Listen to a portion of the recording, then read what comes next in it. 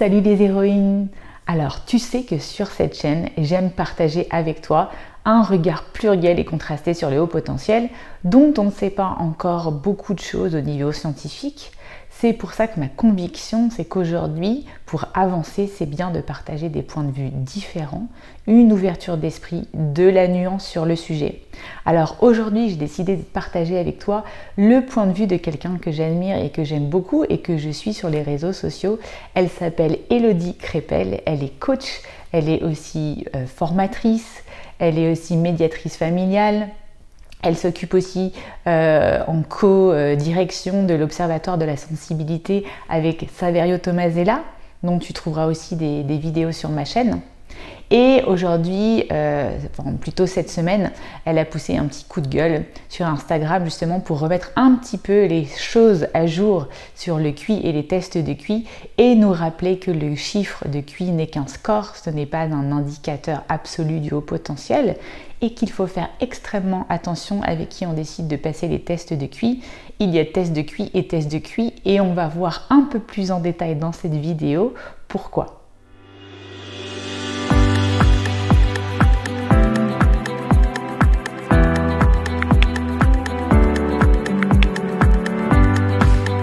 Alors, pour celles et ceux qui ne me connaissent pas encore, je m'appelle Sandrine Larive, je suis coach mais aussi hypnothérapeute et j'accompagne les femmes à haut potentiel, multipotentiel et hypersensibles à trouver leur plein potentiel mais aussi à briller dans leur multifacette, dans leur singularité.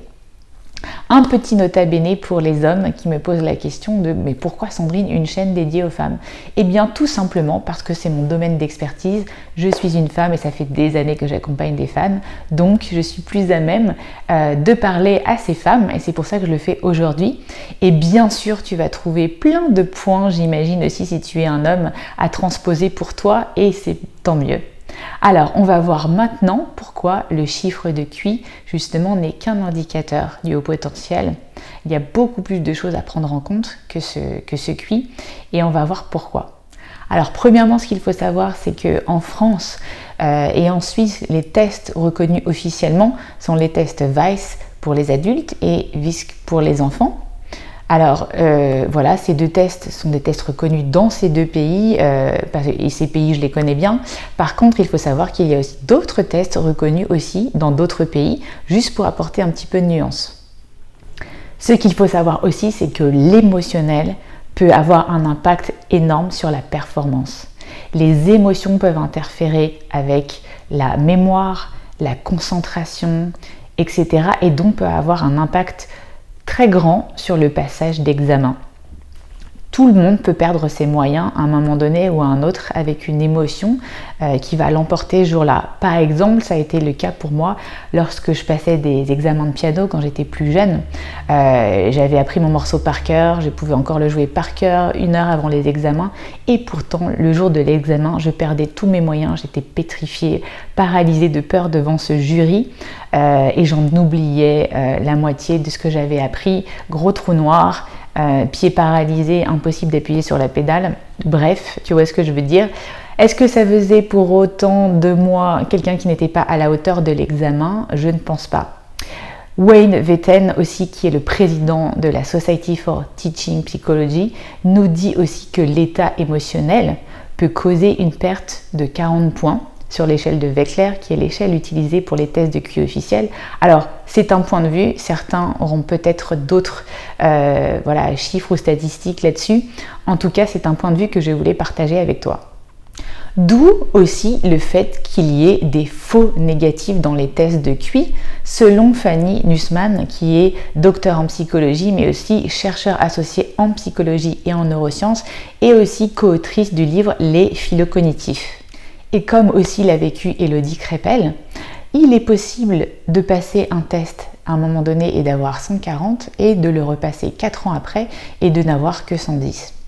Alors finalement, c'est une photographie de raisonnement à un instant T et il y a aussi des marges d'erreur qui sont liées au moment du passage de l'examen, selon si c'est le matin ou l'après-midi.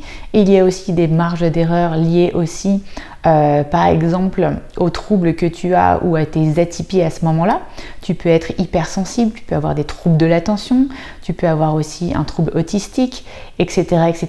Et ça peut influencer aussi la façon dont tu passes le test. Alors, tu peux aller voir ma vidéo si tu veux connaître un petit peu plus sur la douance et les troubles associés. Cette vidéo s'appelle Double exceptionnalité. J'ai une connaissance aussi dans mon entourage qui m'a dit qu'elle avait passé des tests et elle n'arrivait pas du tout à rester concentrée, elle est obligée de s'arrêter plusieurs fois. Donc ça a forcément eu un impact sur le test et elle a eu des résultats très hétérogènes et puis au final, elle n'a pas forcément appris grand-chose. Alors ne parlons pas aussi du fait que ces tests ne prennent pas en compte ton énorme degré de perfectionnisme si tu en as, qui font que tu vas avoir du mal parfois dans les exercices chronométrés.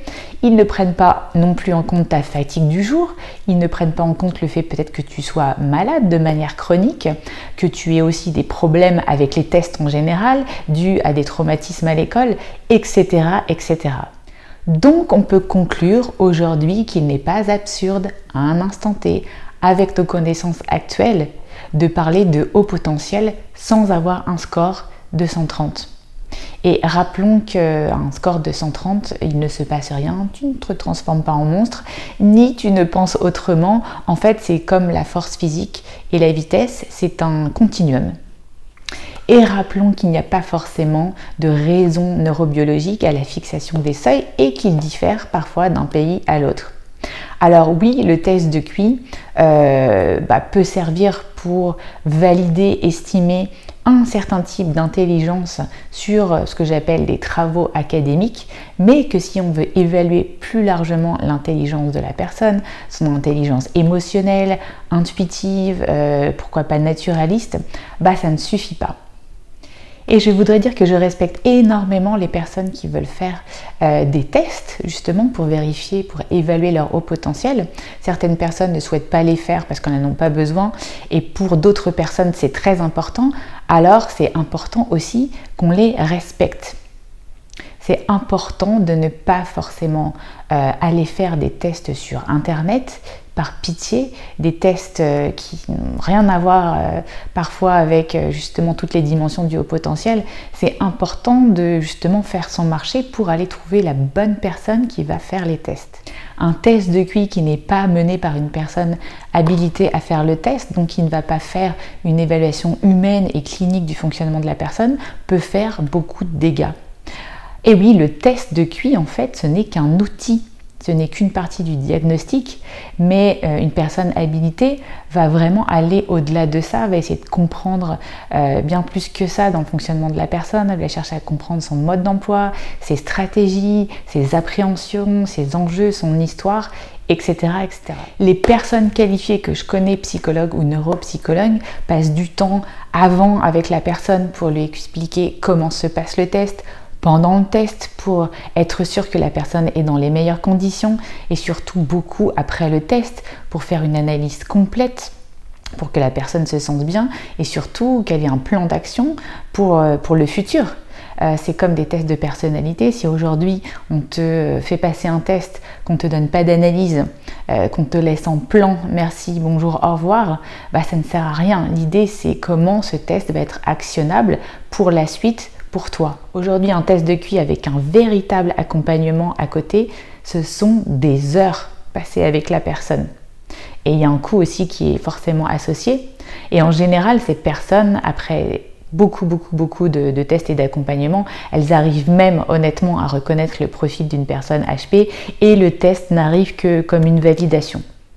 Le coup de gueule d'Elodie, c'est qu'il y a encore beaucoup trop de personnes qui passent des tests avec des personnes non qualifiées et qui n'ont pas d'analyse, pas d'explication. C'est oui ou non, et encore on ne sait même pas si c'est oui ou non de manière exacte. Pas vraiment d'explication aussi de résultats homogènes ou hétérogènes.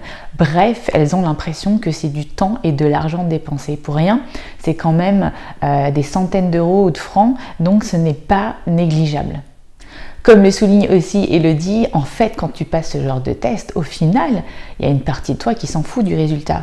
Par contre, inconsciemment, il y a une autre partie qui a besoin de comprendre, qui a besoin d'être rassurée. En plus, souvent, tu as un syndrome de l'imposteur quand tu passes ce genre de test qui fait que même parfois, après le test, tu n'es même pas sûr.